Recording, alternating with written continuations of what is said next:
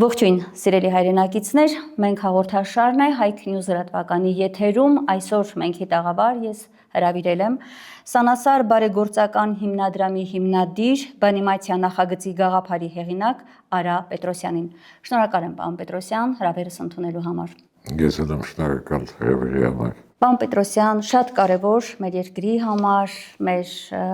ազգային կարևոր հարցերի շուրջ պետք է խոսենք, բարդ ժամանակներ ենք ապրում, մեր հարևան պետությունում պատերազմ է, Իրանի դեմ ամերիկա-իսրայելական ուժերը պատերազմ են սանձազերծել, Իրանն այս պահին սգում է, հոգևոր առաջնորդն է սպանվել եւ նաեւ շատ հայտնի դեմքեր, նախարարներ, ուժայիններ, մի խոսքով բարդ օրեր է ապրում նաեւ մեր հարևան պետությունը։ Եթե մենք այսպես գլոբալ դատելու լինենք, աշխարհում ինչ է կատարվում, իրավունքի ուժը հետ է մղվել, մեջտեղ է եկել ուժի իրավունքը։ Եվ հիմա բնականաբար որպես փոքր պետության ներկայացուցիչներ պետք է անհանգստանանք այն մարտահրավերներից, որոնք ուղղվում են եւ ինչպես Թումանյանն է ասում, ինչ անենք, որ ոտնատակ չլինենք։ Այսօր մեծ ու փոքր սուբյեկտ լինելու համար, որևէ չափով սուբյեկտ լինելու համար, կամ դու պետք է լինես ամենահզորներից մեկը, կամ պետք է լինես հզորների հետ ագլոմերացիայի մեջ, այսինքն ունենաս մեծ կառույցի մեջ քո ուրույն տեղը, ուրույն նշանակությունը, առանց որի այդ մեծը չի կարող ապրի։ Մենք դա ոնց որ թե չենք հասկացել, համենայն դեպս վերջի 40 տարին։ Մենք փորձում ենք առաջ քաշել լոզունգ անկախության, երբ որ տեսնում ենք, որ մեզնից տասնյակ անգամ ավելի մեծ պետությունները անկախ չեն, որ բոլորը կախման մեջ են, այսինքն, բայց բոլորը ունեն իրենց դերը աշխարհում։ Հետևաբար, երբ որ հավաքվում է ինչ-որ մեծ խումբ, երկրների, մեծ խումբ է հավաքվում, այդ խմբում ամեն մեկը իր տեղն ունի, փոքր է, ամեն մեկը տեղն ունի։ Մենք մեր տեղը չենք գտել։ Մենք չգիտենք, որ խմբին ենք պատկանում, ու սկզբից թվում էր, թե գիտեինք, պոստսովետական երկիրը պետք է ռուսական ազդեցության կենտրոնում լիներ, բայց մենք երկու աթոռի քաղաքականություն էինք վարում նախորդ իշխանության ժամանակ, հիմա մեկ Ֆրանսիա, մեկ էդես, մեկ դեն, այսինքն մենք չգիտենք մեր տեղը որն է այս աշխարհում, որ խոշոր միավորի մեջ մենք ինչ դեր ունենք, որի մեջ ենք եւ ինչ դեր ունենք այդտեղ։ Ինչպես ասում են, անվտանգային որ հովանոցի տակ ենք։ Այո։ Դա մենակ անվտանգայինը չի, անվտանգայինն է, դա տնտեսականն է, բոլոր մնացածն էլ հետը, քաղաքականն է, մշակութայինն է, ցիվիլիզացիոն։ Այո, քաղաքակրթական։ Որի մեջ ենք մենք չգիտենք։ Ինչն է պատճառը, որ չգիտենք։ Եկեք, ես ուզում եմ մի քիչ առաջ գնանք, հա, անկախության առաջի օրերից։ Հիշում եք, վստահ եմ, որ կհիշեք, ձեր սերնդակիցների այդ ապրած տարիներն են, ինչու չստեղծվեց, հաճախ է ասվում, ազգային գաղափարախոսության դոկտրինը եւ մեղադրվում էր առաջին նախագահը, որ չստեղծվեց այդ համակարգը։ Շատերը անգամ ասում էին, դե այդ թուղթն է կարևորը դա չէ, կարևորը մենք ինքներս իմանանք ինչ ուղղությամբ ենք գնում, բայց չէ որ այդ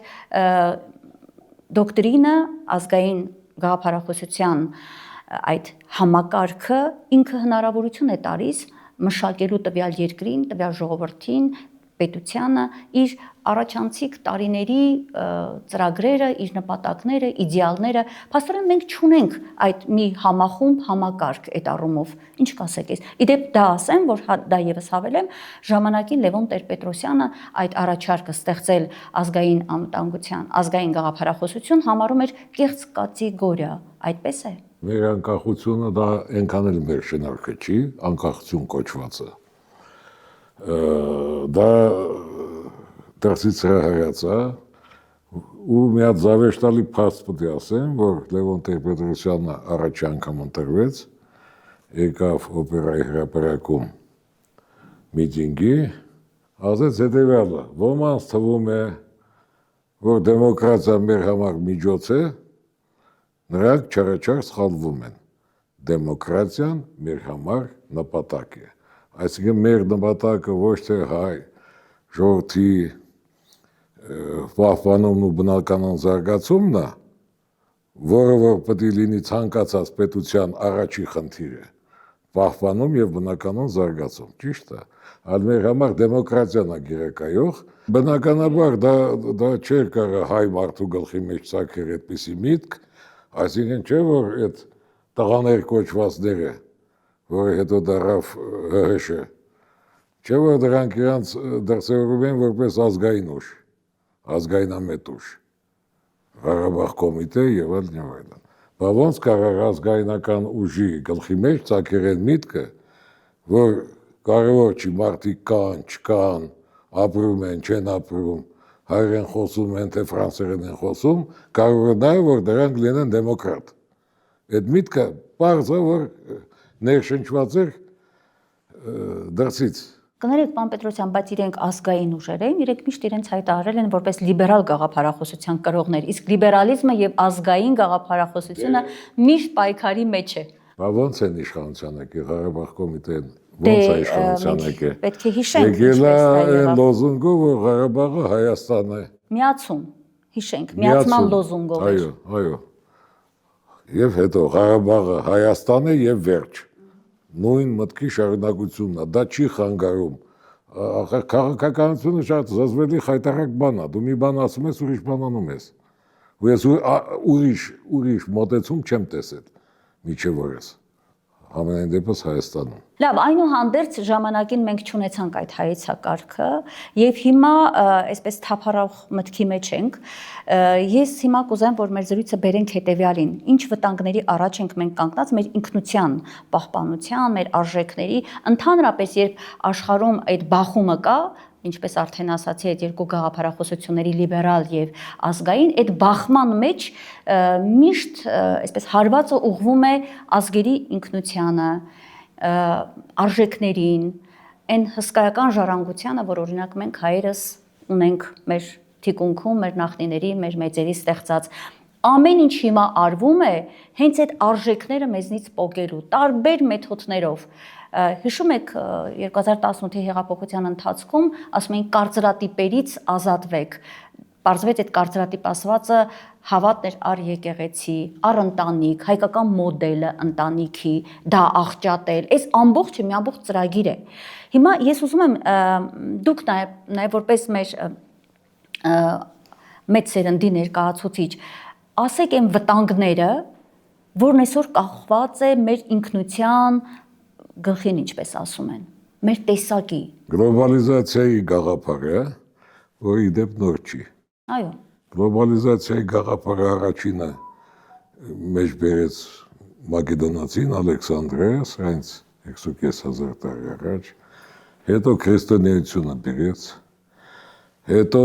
բերեցին բողոքականները առևտուրը կազմակերպելու համար, հետո կոմունիստական գաղափարախոսություն, դրանք բոլորը գլոբալիստական գաղափարախոսություններ են։ Եվ վերջի վարկածեց գլոբալիստական գաղափարախոսությունը, ինչ որ մենք տենում ենք վերջի 30-40 տարվա ընթացքում։ Ես պետք է ասեմ, որ դա հակասում է ամբողջ եզրակարգի բովանդակությանը, որտեղ ամբողջ եզրակարգը շարժվում է միատեսակից դեպի բազմազան, չէ որ ոչ մեկի մոտ ոչ մի կասկած չառաջացնում է միտքը, որ ինչ-որ մի թիթեռնիկ, որ ոչ մի դեր չունես մոլորակի վրա, այդ թիթեռնիկին պետք է պահպանել, որ այդ տեսակը գոյություն ունենա։ Բայց հենց որ թիթեռնիկից անցնում ենք ազգերին, որ այս տեսակի թիթեռնիկը պետք է պահպանենք, իսկ այս տեսակի ազգը կարևոր չի պահպանել, եկեք բոլորին ունիֆիկացնենք, սարքենք, ինչ է, բոլորս էլ երկու ձեռ, երկու ոտք ունենք։ Համահարթեցում։ Այդ թիթեռնիկների դեպքում չես ասում, որ ախպեր, թիթեռնիկ ուրիշ տեսակի կա, այս մեկին խիլդի պահպանենք, փող ծախսենք, իսկ հենց որ գալիս է մարդու տեսակին, որ ազգն է մարդու տեսակ, որտեղ մարդը դա կենսաբանական երևույթ չի, մարդը դա մշակութային երևույթ է։ կենսաբանական, բայց նաև մշակութային, ոչ միայն գենետիկան։ Գենետիկայից շատ ավելի կարող է մշակույթ ասելով նկատի ունեմ ամբողջը ինչ որ ստեղծված է ոչ արարչի կողմից։ Ու ասում ենք, չէ, ախպեր, ինչ եք սենց անում, ինչի է պետք հայկական ավանդական ընտանիքը, ինչի է պետք երկու պարը, ինչի է պետք հայկական աշխարհայացքը, այնա մարդիկ լավ էլ ապրում են։ Չաղ ու բախտավոր ապրում են առանց այդ ամեն ինչի, առանց ընտանիքի, առանց մեծ ու փոքրի, առանց ոչ մի բանի։ Այսինքն մեզ դարձնում են ստամոքսային հասարակություն։ Մեզ մենակ չեն դարձում, ամբողջ 8 միլիարդին են ուզում տենց դարձնել։ Ազգերի դեմ է կռիվը, որոնց մեջ նաև մենք ենք ջրերը, ոնց որ են գետը որ գնում է մի հատ տերև, 4 տերև որ գնում է մեջը, թփրտալով շարժվում ենք այդ ուղղությամբ։ Բայց իհարկե մեր ժողովրդի բնազդը, բնազ չէ, ներքին իմաստությունը զիլ դիմադրում է դրան։ Տեսեք վերջի ժամանակներին ինչքան տարբեր տեսակի ազգային երգ, պար,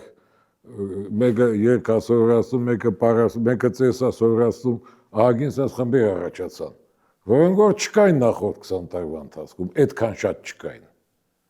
Այսինքն ինքնապահպանական բնազդը մեր դեռ կա գործում է։ Դա է որ մեզ շարունակում է պահել, որտեղ ուղղակիորեն շատ հզոր էսպես հոսքերով թիրախավորված է։ Հիմա տեսնում եք, չէ՞, որ նայում ես որ անընդհատ ամեն օր մի նոր կոլեկտիվ է ծնվում։ Մի նոր հիմնադրամ է ծնվում, մի հատ հասարակական կազմակերպություն է ծնվում, որոնք տարբեր էլեմենտները, մեր ինքնության տարբեր էլեմենտները փորձում են պահպանել։ Դա եւ լավ է եւ վատ է, պարոն Պետրոսյան, վատ է գիտեք ինչ տեսանկյունից, որ այդ ամբողջ գործառույթները, եթե մենք պետություն ունենք, պետք է իրականացնի պետությունը։ Դարերի մեջ երբ որ չեք ունեցել, առանձին արվել է, դա ուրիշ բան է։ Այսօր մենք պետություն ունենք, պետությունը իրենից դուրս է դրել այդ ամեն ինչը, զբաղվում են դրանով անհատները։ Այ դուք որպես ակսիոմ վերցրեցիք, որ մենք պետություն ունենք, իսկ մենք պետություն ունենք։ Չունենք։ Մենք չունենք ու չենք ունեցել։ Այսինքն Լևոնից սկսած վեկտորը ուղղված է եղել, որ ստեղ պետք է լինի լիբերալ դեմոկրատական հասարակարգ, որը որ մեր միտքը չի բխում մեր շահերից։ Ուրիշի միտքն է։ Արտաքին միտքը, դրսի միտքը, որը որ միտված է քեզ ստրկացնելու, այսինքն մենք պետություն երբեք չենք ունեցել։ Պետք չի ասել առաջի վարչակազմ, երկրորդ, երրորդ, չորրորդ, դրանցից ոչ մեկն էլ պետության հատկանիշները չունեցել։ Կնշանակի հետևյալը, մեր անկախության մեր այդ հիմնակարը սխալ ենք դրել։ Այսինքն ոչ թե ստեղծել ենք ազգային պետություն, այս անգամը չի մենակ որ մենք սխալ ենք գործել։ Բա 100 տարի առաջ 1918 թվից մենք ճիշտ ենք գործում, սա նույնը չի, ախր շատ հին պատմություն է։ Այս որ մենք մերը կառուցելու փոխարեն, ես չեմ ասում մենք պետք է պոզով, պոչով, ականջով ես իմ ուրիշը լնենք, ես դա չեմ ասում, որ մենք մեր կոնցեպտը, գոյատևման կոնցեպտի հիման վրա, այսինքն մշակենք այդ կոնցեպտը, դրա հիման վրա ստեղծենք պետություն, մենք դա չունենք։ Նայեք, ախր Իսրայելորին երբ էր 18-րդ դարն էր, չէ՞։ Այդ մարդը 20-30 տարի ստենդև գնաց եկավ Ֆրանսիա, Գերմանիա, վերջը, ինչ էր այդ մարդու ասածը։ Ինքը ասում էր, գնանք, խաբենք մեզ տերություններին, որ գան մեր փոխարեն կռվեն, մեր երկիրը ազատագրեն, հետո այդ երկիրը տան մեզ, որ մենք վայելենք։ Ախր այդ միտքը դպրոցում մեզ իսրայելորի էին սովորացնում, դա իհարկե 60 տարի առաջ էր։ Բայց այդ մտքի անհետեցությունը միջև հիմա կրկնվում է։ Գնան գտնենք մեկին, որ գա մեր փոխարեն մեզ ազատագրի, ազատագրելուց հետո երկիրը հանձնի մեզ, որ մենք ստեղ թալանենք,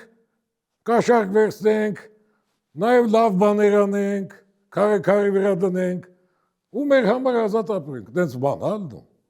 Տենց որտեղ եք տենց բան տեսել, որ հարևանը գա տուն սարքի, քեզ տա ասի գնա ապրի ախպեր ջան, չի լինում։ Եվ ստացվում է, որ մենք Բայց մենք միջև հիմա այդ կոնցեպտի մեջ ենք։ Ու տարաձայնությունը հիմա փաստորեն հետևյալն է։ Ապա ռուսին բերենք, որ մեր տեղը կռվի, թե ֆրանսիացուն բերենք, թե ամերիկան ամենաուժեղն է։ Եկեք Ամերիկային բերենք։ Մեկն էլ ասում է, դե ախպեր, 500 տարի թուրքերի հետ ապրել ենք, ինչ վատ էր որ, լավ էլ հարստացել ենք, Ստամբուլի սաղ կարողությունը հայկական էր։ Կարող է սխալվել ենք, որ ռուսին ենք կանչել, այս է այսօրվա զրույցը։ Կարող է եղբայր սխալվել ենք, որ ռուսին ենք բերել, պետք է շարունակենք Թուրքի հետ։ Բայց այդ պատմության մեջ եղել են ողբերգական էջեր, գուցե հաշվի նստենք մեր պատմության դասերի հետ ցեղասպանական։ Ես հիմա իրանց անունից կարամ ասեմ, բա որ դուք ռուսին չբերեիք, թուրքը խի պետք է ձեր ցեղասպաներ։ Ես իրանց Դա կողմից թուրքական եմ։ իդեպ ասեմ, բան է, ձևակերպում է։ Թուրքերն այդպես են Կարևոր ասում։ չի, ես ասում եմ, որ այսօրվա մեր որոշ վայ ղեկավարները այդ տեսակետի ժատակով դրանք գիտեն, այդ են ասում։ Ասում են ախպեր ջան, 1452 թվականից Կոնստանտինոպոլը թուրքերը գրավեցին, դրանից հետո հայերը չաղ ու բախտավոր էին ապրում։ Ավելի չաղ ու ավելի բախտավոր, քան բյուզանդական կայսրության մեջ։ Ավելի, որովհետև բյուզանդական կայսրության մեջ մրցակցություն կար ձեռդերեց հայերի և այլ ազգերի մեջ։ Իսկ թուրքական տիրապետության ժամանակ թուրքերը քանի որ անբան էին, սաղ կոզերները ընկան հայերի ձեռը, ու մենք չաղ ու բախտավոր ապրում ենք։ Եվ շատ կարևոր բան ասեցիք, այո, հայերի ներուժն էր օգտագործում ուղղակի Օսմանյան կայսրությունը, որտեղ ինքը չուներ ոչ բժիշկներ, ոչ իրավաբաններ, ոչ արհեստավորներ։ Լեզուն են մենք հնարի իրանց լեզուն։ Այդ ընթացքում պետք էր հայկական ներուժը օգտագործել, բայց մենք միշտ չենք ասում, այսինքն այն մարդիկ, ովքեր հակված են մտածելու հայ-թուրքական հարաբերությունների ակտիվ այսպես զարգացման ուղղությամբ, բաց են թողնում ամենակարևորը, վաղ թե ուշ քոչվորը կոտորելու էր բնիկին, որովհետև քոչվորը չի։ Չէ, նա պիտի կոտորեր, որովհետև նա իմ հայրենիքի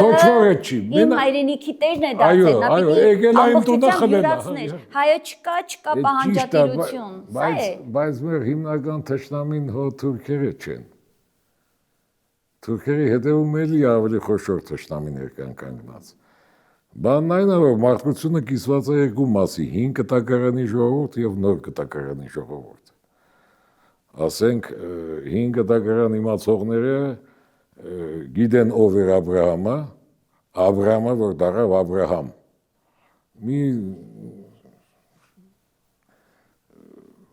Մի ոնց ասեմ, վատ բառեր որ չօգտագործեմ։ Խղճուկ, վախկոտ, անբարական մի մարդ, հա, և կան ազգեր, որոնք համարում են, որ իրանք Աբրահամի սերունդն են, Աբրահամի սերունդն են, դրանք բոլորն են, մեծամասնությունն են, դրանք և թուրքերն են, և հրեաներն են, և անգլիացի ֆրանսիացիներն են, որոնք որ համարում են, որ չկա այնպիսի հանձագործություն, որին որ ինքը իրավունք չունի գնա, քանի դեռ ինքը Աստծու կողմից ընտրյալ է։ Եվ կան մնացած իրանց համար, կան նաև մնացած ազգեր, գոյեր, որոնց նկատմամբ ինչ ասես կարելի անել։ Երկրորդ ազգեր, այսպես ասած։ Երկրորդ սորտի, այնքան էլ մարդ չեն։ Ու կանք մենք, որ Թորգոմի տնից ենք, այսինքն Հապետի տնից ենք, մենք չենք, շատ տենց ազգեր կան, որոնք որ համարում են, որ ցանկացած տեսակի մարդը, ցանկացած ազգության մարդը, դա մարդ է, ու որոշակի անքակտելի իրավունքներ ունի, որպես այդպիսին։ Իր տեսակը պահելու համար։ Իր տեսակը պահելու համար։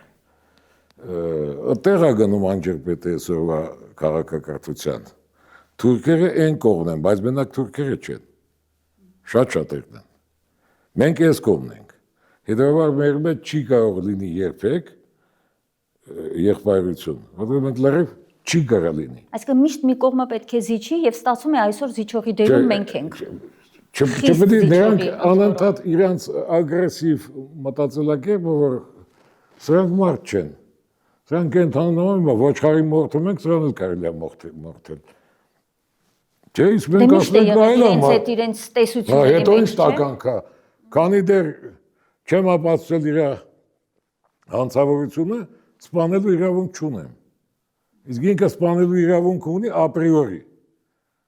որովհետև դու այլ տեսակի ես։ Հրեաների այս տեսակետը ու անգլիացիների, ֆրանսիացիների, պորտուգալացիների, իսպանացիների միջև վեճը մենակ գնում է մի բանի մասին։ Թե ով է այդ ընտրյալ ազգը։ Թե ում է տրված Աստծո կողմից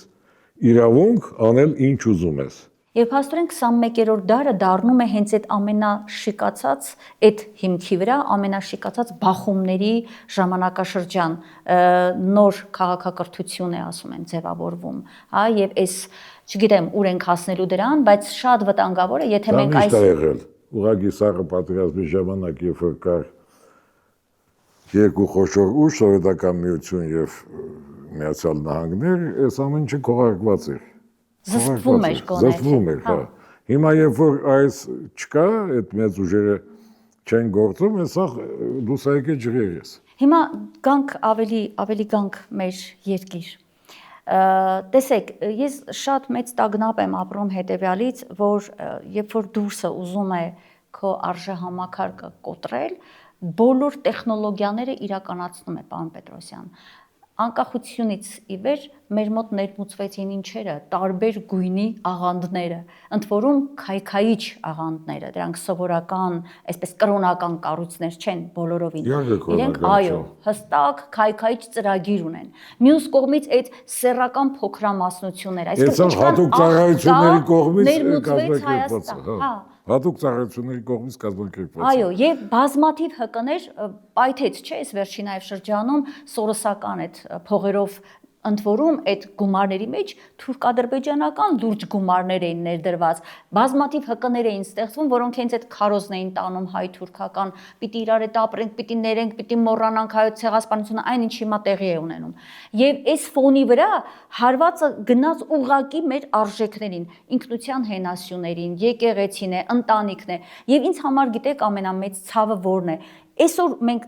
ունենք մի սերունդ, փայլուն սերունդ կա, իրեւ երկու ուղղություններով, մեկը շատ հայրենասեր է, որը լիովին գիտակցում է այդ կեղծ ժողովրդավարության քողիտակ ինչ է կատարում մեր երկրի հետ, ոնց է քանդում մեր արժեքները, մյուս հատվածը տուրք է տալիս այդ կեղծիքին եւ համարում է այսպես, դե ժամանակներն ուրիշ են, բան ա փոխվել, հետամնացություն են մեր տոները, հայկականը հետամնացություն է այլևս, մենք պիտի առաջ նայենք։ Արունե ջան, դրա դեմը ոնց պիտի առնենք, պարոն Պետրոսյան։ Մեր երիտասարդ սերունդին ներշնչել, որ հայը դա մարդու ամենավերջի տեսակն է։ Հայից վերև կան ուրիշ ազգեր, ու ամենավերևում բնականաբար իրանք են, անգլոսաքսերն են, բայց այսօր պատերազմի պարտությունից հետո մեր մատրաշ սերունդը ներսում կարող դա չեն արտասանում, բայց ես ունենալով երկու հատ թորնիկ, գիտեմ իրանց ընկերուները ինչ են խոսում, անգամ համարում եմ, որ հայը ավելի ցածր տեսակ է, քան թուրքը կամ ադրբեջանցին։ Ինչ եք ասում, հասել ենք մենք այս մակարդակի։ Ես խոսում եմ ոչ թե արտասանած բառերի մասին, այլ խոսում եմ ենթագիտակցության մասին։ Դա չի կարելի չափել, բայց դա կարելի է զգալ։ Եվ դա շատ վտանգավոր է, որ ենթագիտակցության մեջ մտել է դրա համար ենթագիտակցության մեջ ասում են դե մենք, իսկ նրանք, բայց դա ճիշտ է, տեսեք, մենք մեր սակավ ռեսուրս, ինչի սակավ, մենք 15 միլիոն սփյուռք ունենք, ու Ռուսաստանով բանով մենք 15 միլիոն մարդ ենք։ Մենք մեր ռեսուրսը օգտագործեցինք անձնական հարստություն կուտակելու վրա։ Ադրբեջանը իր նավթային ռեսուրսը օգտագործեց Զինվելու համար։ Զինվելու վրա։ Այսինքն այդ մասով Եվ ի դեպ մենք որ պատմություն ասելով կեղծելու ես համար։ մարդկանցի նկատի չունեմ, ես պետական ամբողջ համակարգի նկատի ունեմ։ Հա մենք կառուցեցինք դղյակներ։ Ամեն մի ունեցանք ունևոր մարդկանց, օլիգարխներ, դրանք դղյակներ կառուցեցին, այս արեցին, անեցին, ախրանը ունեն, գնում գալիս են, իրանց լուրջ մարդ են զգում։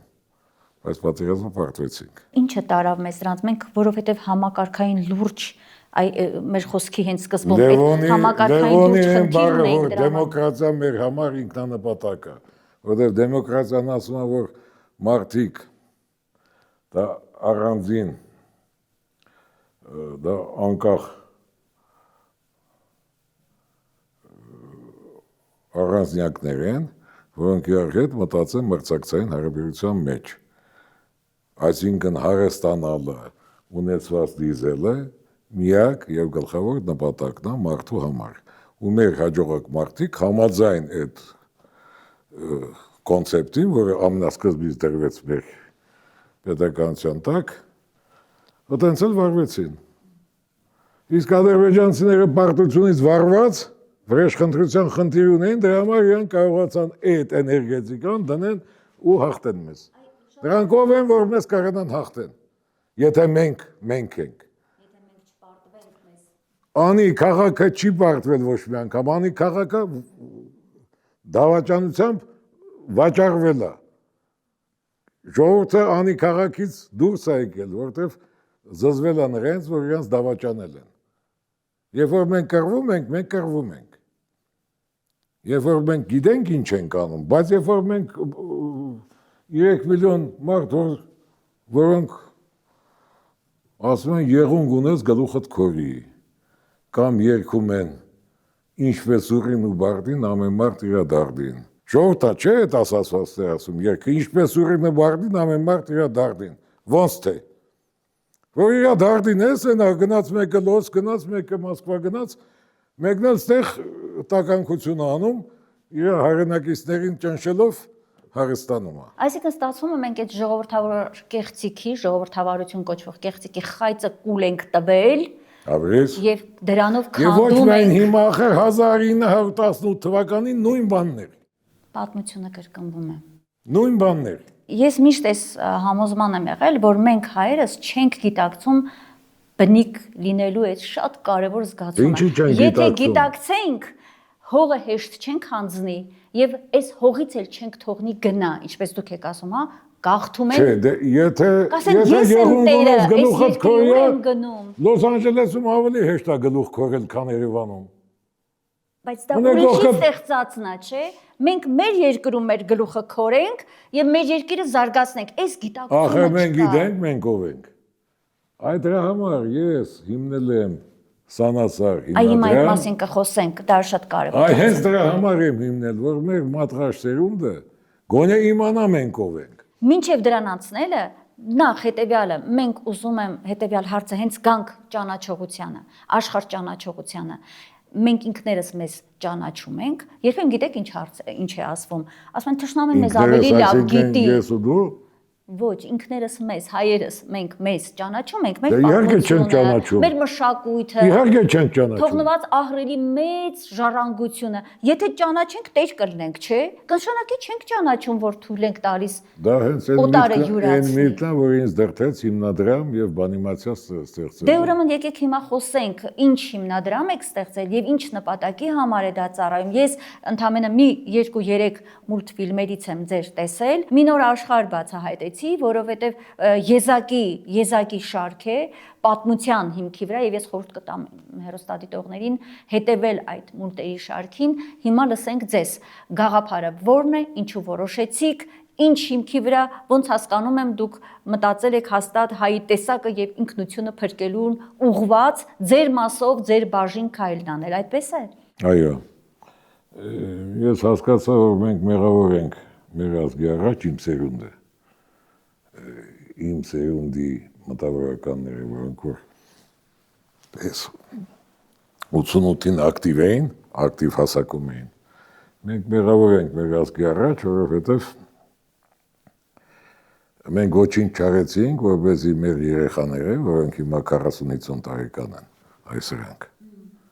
այսօրվա իշխանությունը, որ մեր երեխաները մարդ դառնան։ Մենք մեղավոր ենք եւ այս սանասար հիմնադրամ ստեղծելը դա փորձա մասնագիտորեն այդ սխալը ուղղելու, որպեսզի գոնե մատրաշ սերունդը, նոր եկող սերունդը երեխաների հասկանան, թե ինչ է նշանակում հայ լինելը, ինչով է հայ տեսակը տարբերվում այլ տեսակներից,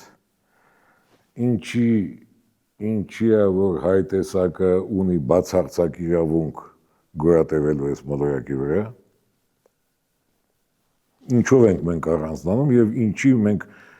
պետք է շարունակենք մնանք այս մոլորակի վրա, եթե մենք չմնանք, համայնքությունը մեծ կորուստ կունենա, որ մենք ինքնուրույն ինչ-որ մի բան ենք։ Ու դրա համար, քանի որ խոսք ուղղվում է երեխաներին, մենք այդ գործը նախաձեռնեցինք այս բանիմացիան մուլտիկների շարքի միջոցով, որտեղ երեխաների համար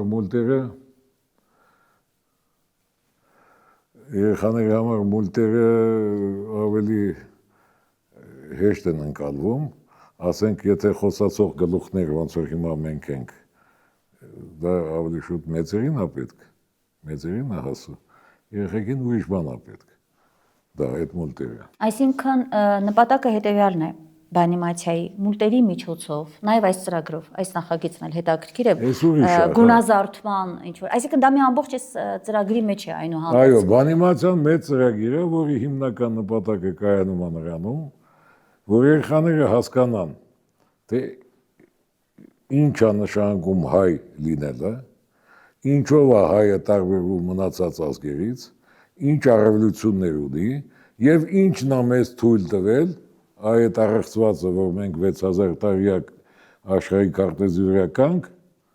ամենա առաջի քարտեզից մինչև հիմա, ինչն է մեզ հնարավորություն տվել մնալ այդ քարտեզի վրա, երբ որ մեր հարևան ազգերը վաղուց վերացել են։ Պարոն Պետրոսյան, եկեք մի փոքր ավելին տանք, էլի մեր ինֆորմացիա տանք, որովհետև գիտեք ինձ համար ինչներ ցավալի, որ մենք ունենք այդպիսի հրաշալի ծրագիր, դուք ստեղծում եք մուլտֆիլմերի շարք, պատմության մեր կարևոր դրվագներից սկսած, այ իմ ձեռքի տակ օրինակ Հայկ Նահապետի հետ կապված այս նկարազարդման գունազարդումն է, որովհետեւ ավելի մանր երեխաները նկար է։ Տեսեք, ես գիտեք հենց սա նայեցի եւ ինչ մտածեցի, որ տարբեր երկրների, ասենք չինական, չգիտեմ, անգամ թուրքական, արևմտյան երկրների մուլտֆիլմերի, իրենց հերոսների նկարազարդումներով, լիքը գրքերով լցված են մեր գրախանութները։ Բայց ուր է մեր հայկականը։ Եվ ես հենց այ դուք եք անում, եւ սա շատ ուրախալի է, ես ուզում եմ հենց այս պահին այ ցուցադրվի, այ հեռուստաէկրանին, այնինչ իմ ձեռքի տակ է, եւ մեր երեխաները օգտվեն հենց սրանցից։ Մեր ծնողները գնեն եւ իրենց զավակներին տան գունազարդելու Հայկ Նահապետի հետ կապված կարևոր դրվագները, այստեղ Որթան Կարմիրն է իմ ձեռքի տակ եւ էլի շատ ունեք, ուղղակի այս երկուսն այս պահին իմ ձեռքի տակ, գաղափարը փայլուն է, այսինքն դուք ստացվում է հետեւյալը մեծերը իրենց սխալ ճանապարհն արել են, շեղված է ընթացքը եղել մեր պետության, ազգային ընթացքը, հիմա պետք է լրացնենք բացը, կրթելով, դաստիարակելով մեր երիտասարդ սերնդին, ինչը դուք անում եք, մեր մանուկներին, մեր երեխաներին։ Չեմ անում, փորձում եմ անել։ Այև որ դա շատ ուժեղ ես ասում, որ ես անում եմ, ես փորձում եմ անել։ Չէ, այն որ արդեն 12 ֆիլմ որ մեր ունեք, գաղափարների ազդեցության տակ գտնվի 3-400 հազար երեխա, այդ դեպքում կասեմ արեցինք, բայց հələ չեն կարել։ Ես դիտումներն եմ ձեր նայում, մի քանի հազար է, 60, 70, 100, այսինքն ընդհանուր բոլոր կանալներով միլիոնից անցնում է, բայց մենք 12 հատ մուլտ ենք անել։ Հետո մի բանա մուլտը տեսնելը, սասեմ բոլորովին այլ բանա, որ այդ մուլտի մեջի թաքնված բարոյական կանոնները, վարքականոնները յուրացնելը, չէ որ այդ ամեն մի սերիայում, եթե ուշադիր նայեք, կա մի որևէ միտք, որը որ բացատրում է, թե ինչի հաջողվեց Հայկ Նահապետին էս անել, ինչի հաջողվեց Մետաքսի ճանապարհը սարքել, ամենտեղ կա ինչ-որ մի բան։ Մի բացահայտում անում եք մեր պատմությունից։ Այո, քիչ։ Դա արվում է տենց բարի մեջ թաքնված, բայց մարդը հասկանում է, որ ասենք կարևոր հատկանիշները դա ազնվությունն է, խիզախությունն է, հայրենասիրությունն է եւ այլն։ Երեխան պետք է դա հասկանա ոչ թե դասագրքում կարդալ գիտես, դու պետքա լինես ազնիվ։ Այլ օրինակը տեսնի, որ այս ազնիվ մարդը իր ազնիվությամբ կարողացավ հասնի հաջողության։ Կարողացավ իր ուզածը անի։ Բայց դրա համար բոլորովին էլ պետք չի, որ դու լինես խափող ու գցող։ Դա պարտադիր պայման չի։ Ազնվությամբ էլ կարելի է հասնել։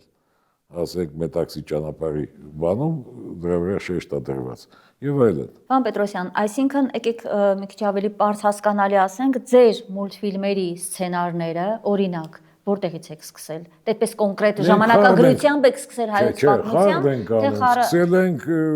բանից, այդ վիշապաքարերից, խաղն է, առաջին սերիալ հանել ենք Տիգրան Մեծի մասին պատմող ֆիլմներ,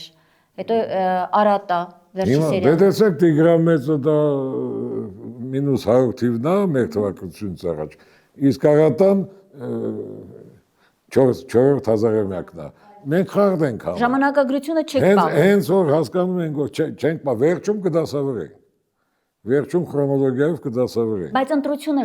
այդ կարևոր դրվագների ոնց է կատարվում։ Այսինքն դուք ընտրում եք օրինակ տվյալ ժամանակաշրջանի կարևոր իրադարձությունը։ Չէ, մենք սկզբից ընտրում ենք, թե ինչ ենք ուզում ասենք երեխային, որ ինչպիսին պետք է լինի հայ մարդը։ Ինչ ենք ուզում ասենք։ Գտնում ենք դրա օրինակը պատմության մեջ, այդ աքսիոմայի, այդ պոստուլատի բացահայտող փաստը պատմության մեջ, հետո փորձում ենք դրա շուրջը սարքել հետաքրքիր կոնտենտ։ Օրինակ մենք աշխարհի բացառիկ այն ազգն ենք, որ գրերի գյուտի մի ամբողջ ընթացք ունի։ Ունեք գրերի գյուտի հետ կապված ինչ որ այսպես կամ ունենք գորշ, որը իրավական, եթե դա դառնար մեր իրավական զարգացման, համակարգի զարգացման հիմքը, ոչ թե դրսից բերված տված օրենքները։ Ուրիշներն են գալի մխիթար գոշի վադից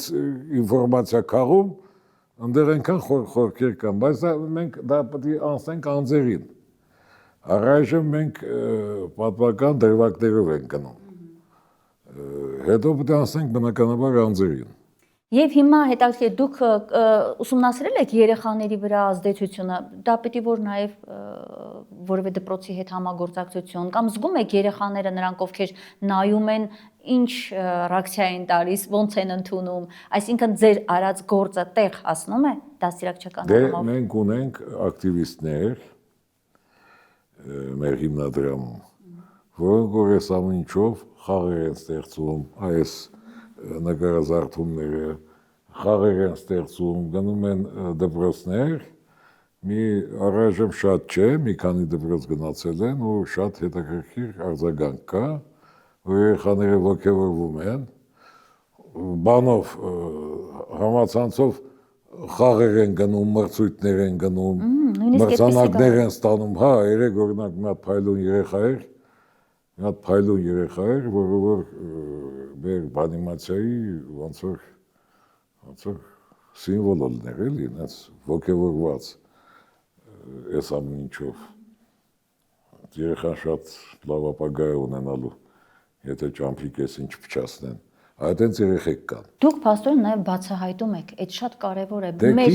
ներուժն է բացահայտում։ Թիմն է քիչ։ Հա, թիմն է քիչ։ Ինչքան որ կարում ենք անում ենք։ Ու բնական է, ակնկալում ենք, որ շուտով կմեծանանք, կշատանանք, բայց առայժմ քիչ ենք։ 3-4 հոգի 3-4 հոգով էս ահռելի աշխատանքը։ Հա, ֆանտաստիկ աշխատանք։ Քվեստ արեցինք, երեխաները խաղում էին, ծովինար սանասար թեմայով փայլուն խաղ ստացվեց։ Գիտեք ինչ կա, մարդիկ, որ ոգևորված են, գաղափարով, իրանք տասնապատիկ ավել են անում, քան Պարոն Պետրոսյան, ես այս պահին մտածեցի, գուցե պետք է նաև հայտարարել նրանք, ովքեր ցանկություն ունեն աջակցելու միանան այս աշխատանքին։ Ես անընդհատ ասում եմ, այ եղբայր, 3 բան կա այս աշխարհին, կա գաղափար, կա էներգիա, կազմակերպչական եւ կա փող։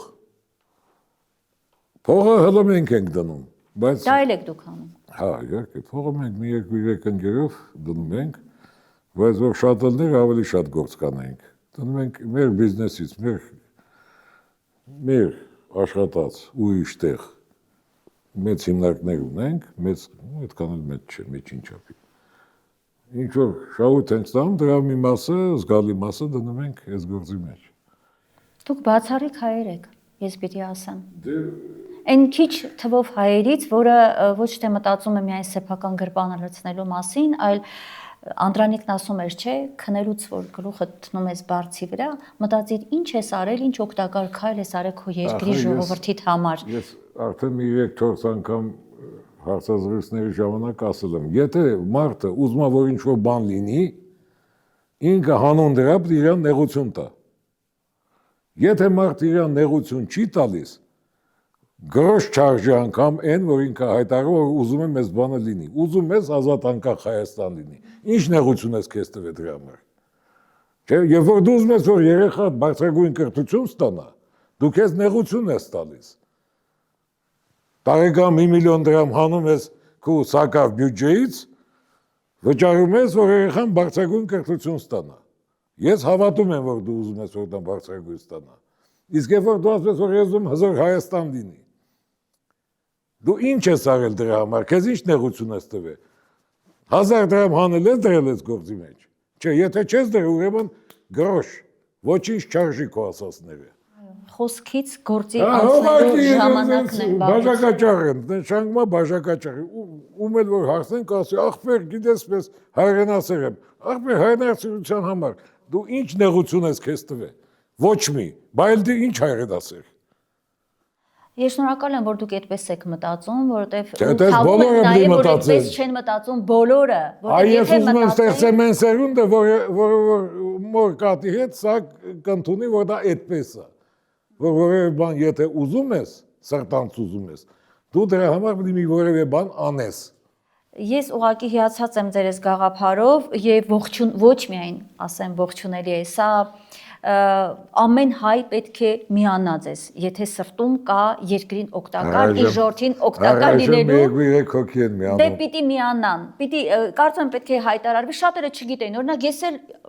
նոր եմ բացահայտել։ Մեր հիմնադրամի վոլոնտյորները, այդ աղջիկները, որոնց մասին մենք խոսում ենք, նրանք փողի համար չեն դա անում։ Նրանք իրանց ժամանակը, որ պետք է ծախսեն իրանց ընտանիքների վրա, ծախսում են այս գով, որ ծաղմանում եք, ասում եք ոնց ալնում։ Դրանք իրանց նեղություն են տալի, կարևոր չի ինչով, գլուխն են աշխատացնում։ Ասում են, արի ես ինչ խաղը հնարենք, արի ես գունազարդման տետր անենք, այդ իրանց գաղափարներն է։ Գլուխն են աշխատացում, ժամանակն են, էներգիան են ծախսում։ Շնորհակալություն, որ դուք նաև տեր եք դարձել այդ գաղափարին, ինքներդ եք այսպես առաջ քաշել այս ծրագիրը։ Եվ դա շատ կարևոր է, որովհետև դասիրակվի, այո, մի ժողովրդական խոսք կա, չէ, մոր կաթի հետ պիտի գա դասիրակությունը, դուք շատ ճիշտ տեղից եք բռնել, երեխան փոքրուց պետք է ճիշտ դասիրակություն ստանա, ընտանիք, մանկապարտեզ, դպրոց, ապա բուհ, եթե այդ ընթացքը ճիշտ չի արվում ազգային դասիրակության, հետո այլևս հետ բերելը շատ դժվար է դառնում։ որ պարտված վարչակազմին գնում նորից ընտրում են։ Ցավոք։ Ես շնորհակալ եմ այս զրույցի համար, պարոն Պետրոսյան, ես կարծում եմ, որ հաճախակի պետք է զրուցենք, մանավանդ որքան գիտեմ ժամանակ առ ժամանակ, իհարկե դանդաղ, բայց լույս են տեսնում ի հայտ են գալիս նոր ֆիլմեր, նոր մուլտիկներ եւ նոր ծրագրեր, անհրաժեշտ է ուղղակի խոսել։ Անհրաժեշտ է, որ մեր ժողովուրդը իմանա, թե ինչ հայրենասեր մարդիկ են եւ պետք է լինենք այդպես բոլորովս, որպեսզի մեր տեսակը մնա, որպեսզի չկորցնի հայը իր ինքնությունը, իր արժեքները եւ դուք այնինչ անում եք, մեկ բառով ասած, դուք մեր եկող սերնդին այսօրվա երեխաներին եւ հետո հետագային ժառանգում եք այն, ինչ մեր նախնիները մեզ ժառանգել են։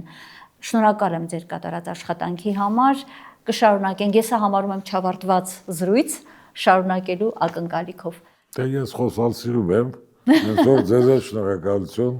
որ հրավիրեցիք։ Շնորհակալ եմ։ Ինձ մնում է վերհիշեցնել, որ այսօր մենք հետաղաբար էի հրավիրել շատ հետաքրքիր մի հայ մարդու։ Արա Պետրոսյանն էր հյուրս, Սանասար բարեգործական հիմնադրամի հիմնադիր, բանիմացիա նախագծի գաղափարի հեղինակ, լավ եղեք, կհանդիպենք։